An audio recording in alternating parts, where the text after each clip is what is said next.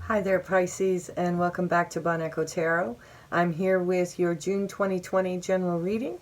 So if you find that this reading resonates with you, you can actually get an extended reading if you follow the link below to my new Patreon site, where I have subscriptions available that will provide you with extended reads for all signs.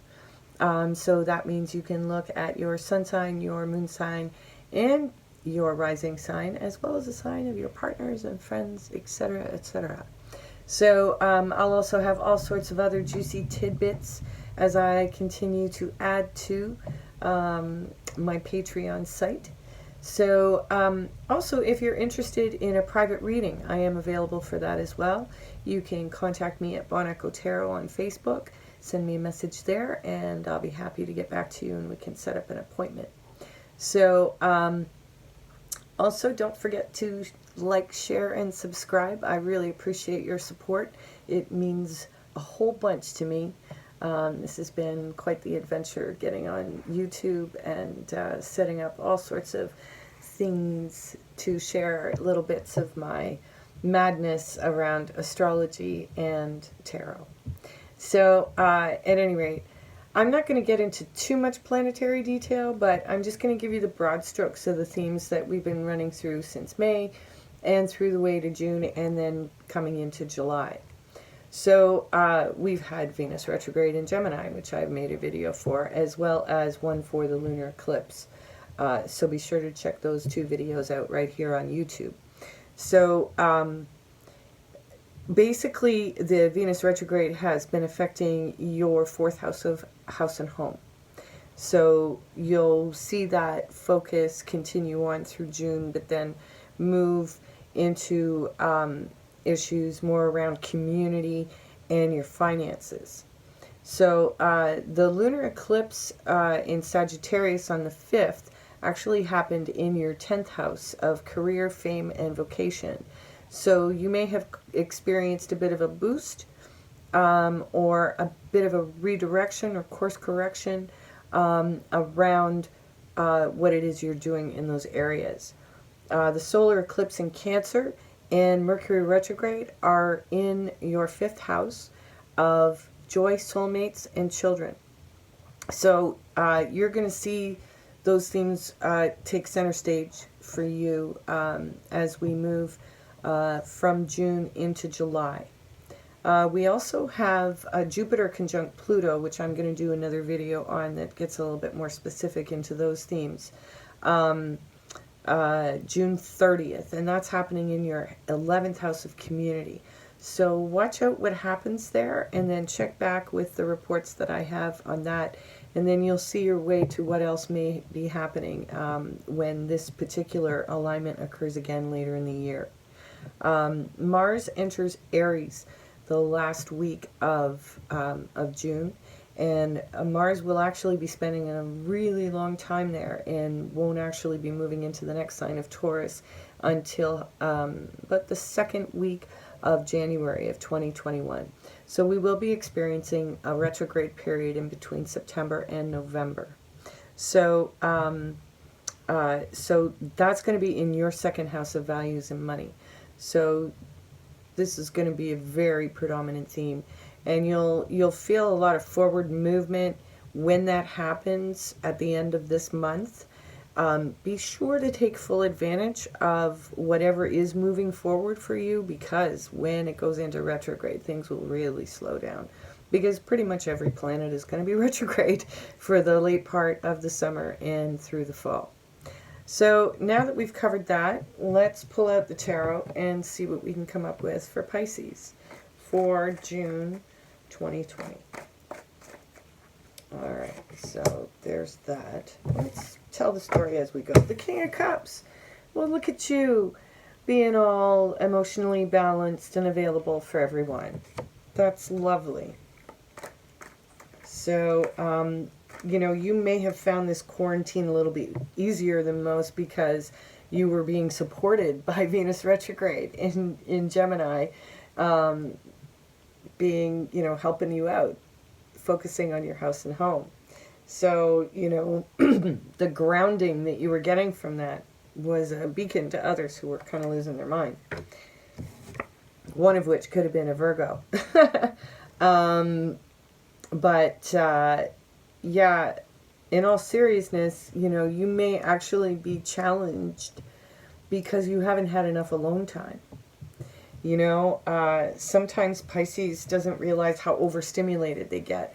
You know, even if there aren't that many people around, you know, if you don't have that time to yourself, even if there's just one other person, you know, if you don't have like solo time, it kind of gets to you a bit. So the foundation of your reading is the Knight of Pentacles. So this is not really making a move, not ready to make plans, but just kind of watching and observing. Yeah, because in the past we had quarantine and that changed everything, right? So you need to get a new perspective on the landscape to know how to make your next move. Crowning you is the Queen of Wands. So you may be feeling very, very much in control of your life, your circumstances, and also in your career.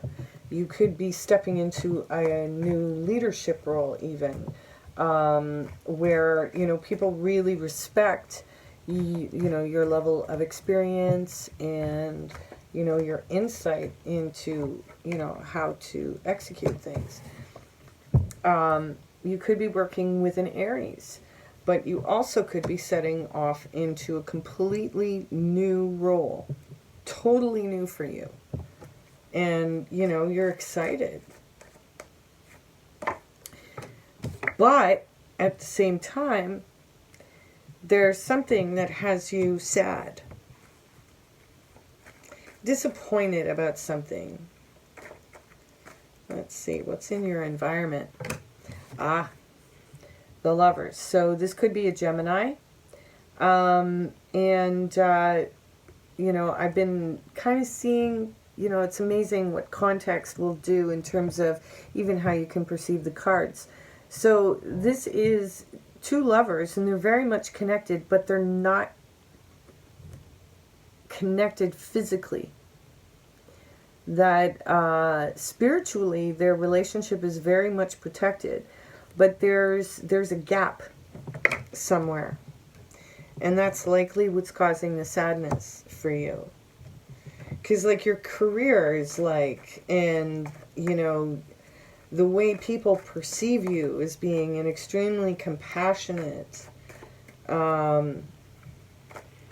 wise, experienced, good looking. Like seriously, you've never looked better than you do right now. In your hopes and fears, you've got the Hierophant. So, you know, this could be, you know, concerns around the commitments that you've already made to something. Whether that be to a relationship or to the work situation. Let's see what comes out as your final outcome, Pisces. Final outcome for Pisces is right there. Oh, we're tired, we're exhausted. You know, this new leadership role actually, okay. This new leadership role that you're taking on that's really good for your career and good for your family, good for everything, is keeping you away from your partner. And, you know, it's like you feel like silly putty, you know, kind of pulled in a bunch of different directions. You can't be where you want to be, when you want to be there. Can't have the time by yourself when you need it. And yeah, you're just kind of flustered and teary. Yeah. What are the surrounding energies? Oh, yeah. We're only looking at what we don't have, Pisces. look at what you do have. What's the gift in all of this? You know, because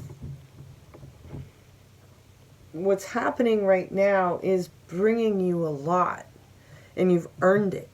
Like, you really, really earned this because you've worked hard to elevate your reputation to such a degree that you've been given this leadership position. You know, your relationship is going to be there. And maybe that's part of what you're worried about. And you're probably only worried about it because you're depleted. So it's like, if you get some rest, if you get some alone time, you're going to be right as rain. That's what I figure, Pisces. You know, and don't make any plans just yet. You know, there's a lot. You need to take care of yourself first, and everything else will fall into place. It's just kind of out of order right now. Okay? So I would imagine that when you get to Mercury retrograde, you can kind of pick up where you left off with all the joy that you were having at home. And this is just like just a little blip. You'll make it though. That's kind of what I'm thinking. But of course, I'm going to go a little bit deeper. So if you found that this reading resonated for you, then grab the link down below, and we'll see you over on my Patreon site. You know, where this Five of Cups is coming from. So it kind of suggests to me that it's more like of a crying jag. You know, that kind of emotional place that we get into when we haven't had enough sleep, or, you know, when we haven't had enough to eat. You know, but it's like what this is really doing is it's giving you spiritual strength, you know, and that's not easy. You know, gaining spiritual strength is often painful, and you may be, you know, kind of not sure what this feeling is because you haven't worked in this level of leadership.